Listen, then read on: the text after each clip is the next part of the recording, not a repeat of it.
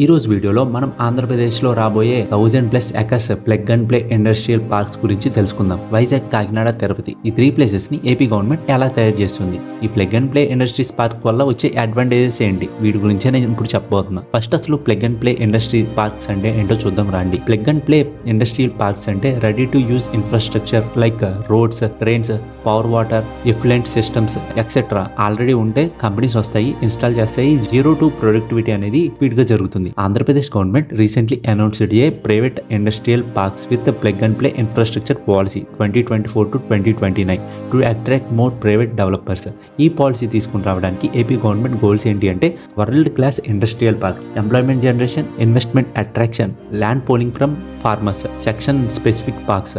వైజాగ్, కాకినాడ, తిరుపతి ఈ 3 ప్లేసెస్ లో ఈ plug and play industrial parks ని ప్లాన్ చేస్తుంది మన AP government. Also in Nellore district state government allocated 2776 acres to IFFCO Kisan Seeds for an private industrial park under plug and play model.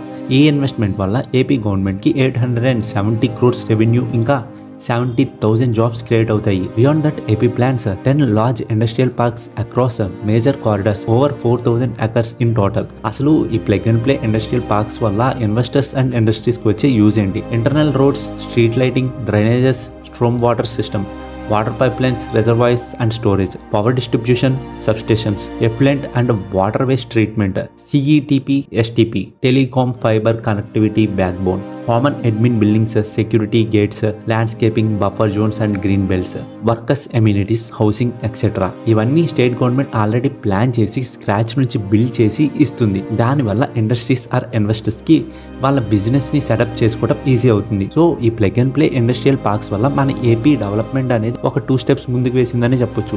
దీని మీద మీ opinion ని definitely comment చేయండి.